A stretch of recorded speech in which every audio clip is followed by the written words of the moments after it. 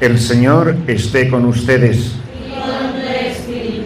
Lectura del Santo Evangelio según San Marcos. Gloria a ti, Señor. En aquel tiempo, Herodes había mandado apresar a Juan el Bautista y lo había metido y encarcelado en la cárcel.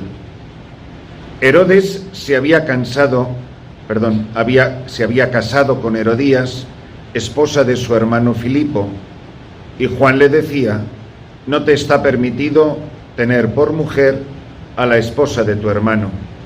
Por eso Herodes lo mandó a encarcelar. Herodías sentía por ello gran rencor contra Juan y quería quitarle la vida, pero no sabía cómo, porque Herodes miraba con respeto a Juan, pues sabía que era un hombre recto y santo y lo tenía custodiado. Cuando lo oía hablar, quedaba desconcertado, pero le gustaba escucharlo.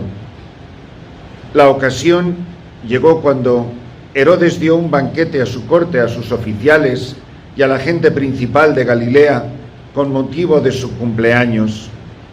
La hija de Herodías bailó durante la fiesta y su baile le gustó mucho a Herodes y a los invitados. El rey le dijo entonces a la joven: pídeme lo que quieras y yo te lo daré. Y le juró varias veces: te daré lo que me pidas, aunque sea la mitad de mi reino. Ella fue a preguntarle a su madre: ¿qué le pido? Su madre le contestó: la cabeza de Juan el Bautista. Volvió ella inmediatamente junto al rey y le dijo: quiero que me des ahora mismo en una charola la cabeza de Juan el Bautista. El rey se puso muy triste, pero debido a su juramento y a los convidados, no quiso desairar a la joven y enseguida mandó a un verdugo que trajera la cabeza de Juan.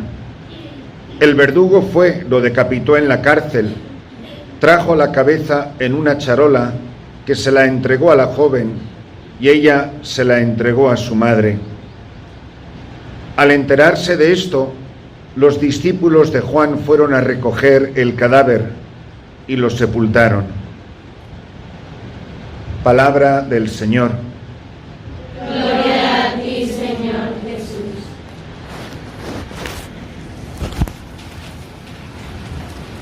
Es una fiesta impresionante, sobrecogedora, diría yo, la que celebra la Iglesia con el martirio de Juan el Bautista. Un martirio que es una radiografía de hace 2000 años de muchos de los dramas y de las tragedias que acechan a nuestra sociedad, a nuestra Iglesia y a nuestras comunidades religiosas. Es el drama en el que se juntan dos cosas terribles: el poder, que es la autoridad, y la debilidad. Herodes es un hombre poderoso y débil. Tiene autoridad, pero es un hombre a merced de la autoridad que tiene esta mujer sobre él. Es terrible lo que explica este pasaje de San Marcos. Primero dice que le gustaba escucharlo. Después dice que era un hombre bueno, santo y justo. Y sin embargo, no soporta su voz. No soporta la voz de la verdad. Quien tiene poder, quien tiene autoridad, no le gusta mucho que le corrijan. Somos muy fáciles para corregir al de abajo y muy débiles para corregir al de arriba. Esta mujer tenía extraordinaria autoridad sobre Herodes, mucho más que sus generales y los demás convidados. Y además era un arrogante y un fanfarrón. Le dice delante de toda esa gente poderosísima a una pequeña, sencilla muchacha que no le ha pedido nada: te daré lo que me pidas, aunque sea la mitad de mi reino. Ella no pide nada, se va donde su madre, y su madre una mujer terriblemente poderosa y astuta, no le pide la mitad de su reino, le pide lo que más odia, porque el pecado odia la gracia, el demonio odia a los santos, la oscuridad no tolera la luz, el bien siempre está acechado y acosado para el mal. Y qué terrible, qué tragedia, cuánto mal ha venido al mundo, a la sociedad, a las naciones, a la Iglesia y a nuestras comunidades cuando hemos estado pastoreados, en el sentido amplio de la expresión, por gente que ha confundido el bien con la debilidad. ¿Qué abismo tan gigantesco hay entre ser bueno y ser débil? Y quienes tienen el oficio de pastorear, miren muy mucho, que no confundan a una persona callada con una persona humilde. No confundan a una persona débil con una persona buena. No hay nada más opuesto en la vida de nuestro Señor Jesucristo. Qué maravilla es ver a Jesús, nuestro Señor, ejercer la autoridad, que no se doblega ante el mismísimo Pedro. Lo escuchábamos recientemente. Y si al mismísimo Pedro, a quien hoy sus sucesores son los papas, le llama Satanás y no le importa nada. Y eso es porque Jesús era malo. ¿Eso era porque Jesús no amaba a Pedro? No. Jesús era bueno, es más, era el bien infinito y amaba a Pedro hasta dar la vida por él. Y si hoy hay un divorcio terrible en nuestra sociedad, es el divorcio entre la bondad y la verdad. ¿Cuántas veces hemos sacrificado la verdad para aparecer que somos buenos? Y muchas veces hemos transigido con la debilidad, la mediocridad y el mismísimo pecado con tal de dar una apariencia de bondad. Y es espantoso. ¿Cuántas vidas sacerdotales se han arruinado porque no tuvieron obispos buenos que dijeran la verdad? ¿Cuántas vidas religiosas se han arruinado porque no tuvieron maestras y superioras que dijeran la verdad? ¿Cuántos hijos viven en pecado porque los padres han confundido la verdad con el amor o la debilidad?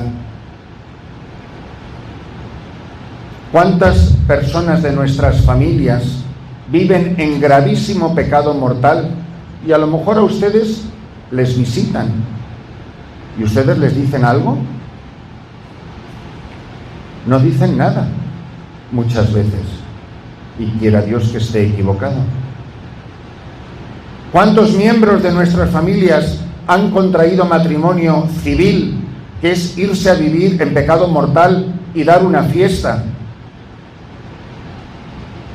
Y nosotros hemos ido a participar y a divertirnos y a celebrar y a felicitar a dos católicos que se han ido a vivir en pecado mortal.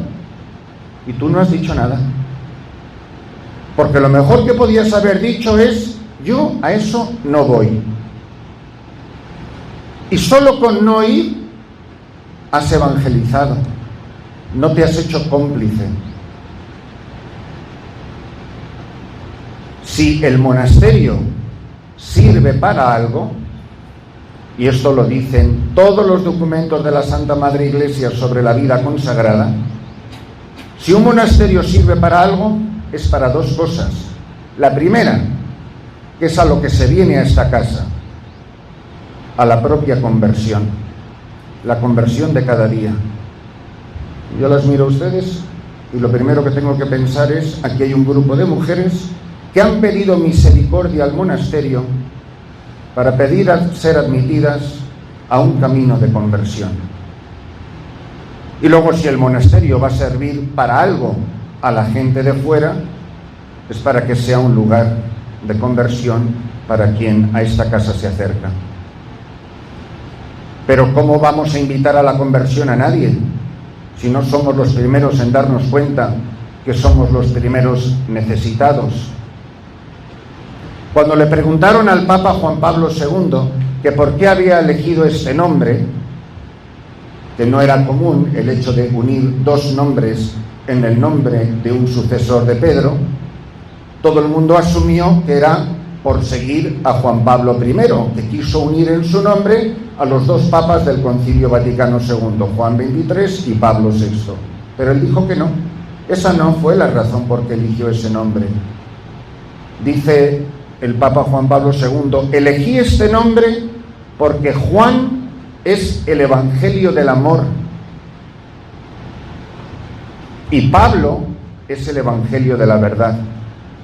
Y no hay cosa más trágica, decía el Papa, en nuestro siglo XX, cuando él ejerce su ministerio petrino, que separar, divorciar el amor y la verdad. Ustedes no aman a la Iglesia si no viven en verdad sus constituciones y lo que les dejó Santa Clara. Ustedes no aman a la Iglesia si no viven lo que su Santa Madre les dejó con su palabra y sobre todo con su vida.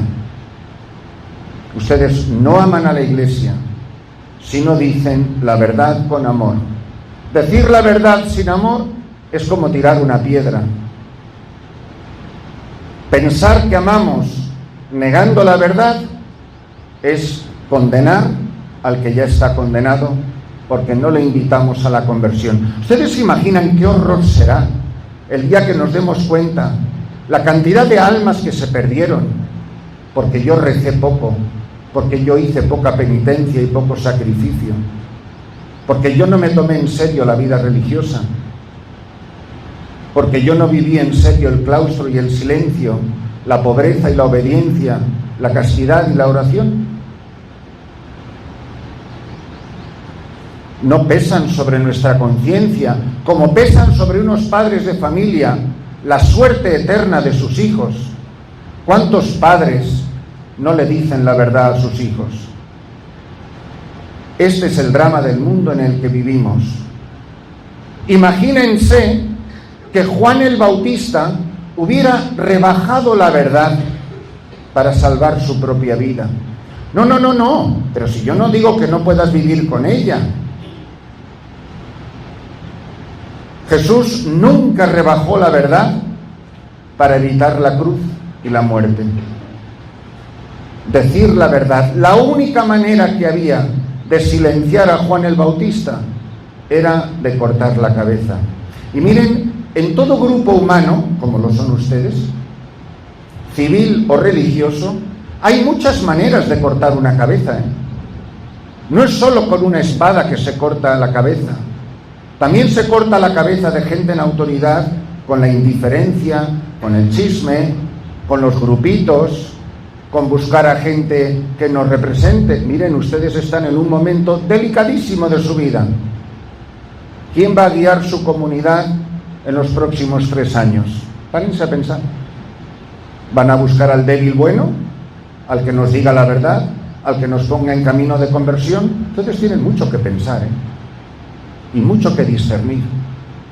Y anden con mucho cuidado, porque quienes tienen la responsabilidad de elegir están eligiendo en nombre de un montón de otras que no tienen, nunca mejor dicho, ni voz ni voto. A ver por qué camino las van a llevar. Así que piensen muy bien lo que van a hacer. Y este es el momento, antes de esas elecciones, de cortar las cabezas.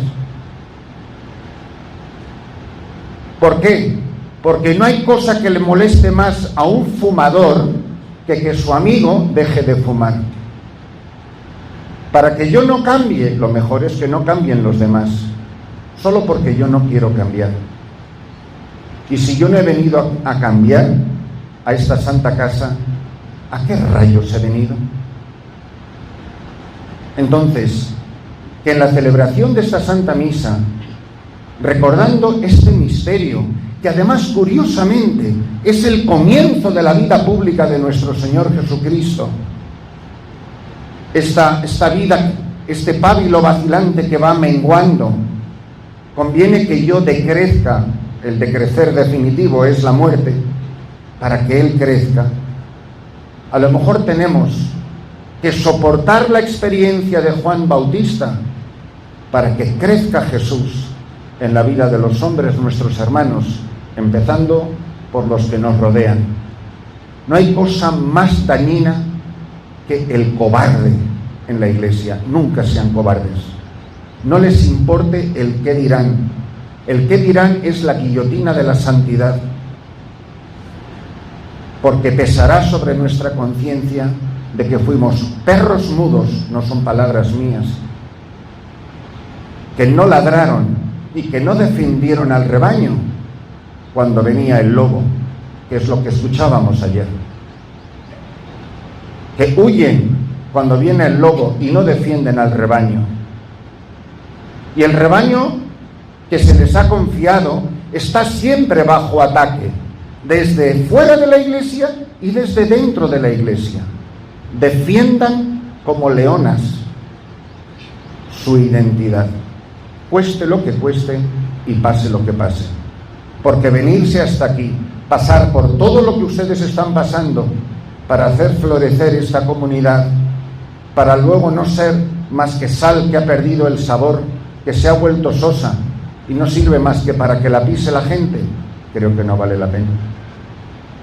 Así que tienen mucho que pensar, mucho que mirarse a sí mismas, mucha luz que pedir a nuestro Señor, mucho mirar al crucificado, mucho que mirar a las llagas del bendito San Francisco, que pasó exactamente por esto mismo, y ustedes lo saben, que conocen su vida perfectamente, a manos de sus propios hermanos, empezando por Fray Elías. Ustedes saben muy bien lo que pasó su Santo Padre, por ser fiel, por defender, por proteger un carisma y defenderlo con la verdad del amor y el amor vivido en la verdad.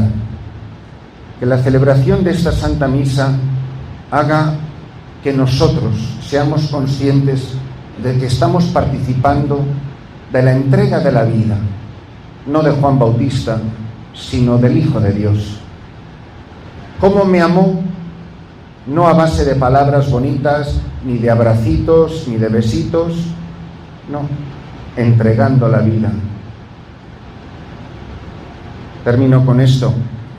Cuando yo me fui a las misiones, y era un sacerdote muy joven, me fui a despedir de una religiosa, de una monja, en un claustro, una extraordinaria mujer, a la que yo tenía gran admiración. Estábamos separados por 2 rejas en el locutorio. Y ya, cuando yo me levantaba para irme, le digo: hermana, por favor, rece por mí. Me iba a las misiones. Nunca olvidaré la mirada de esta mujer. Se me quedó mirando y me dijo: ¿rezar? Yo no estoy aquí para rezar por usted. Estoy aquí para dar la vida por usted.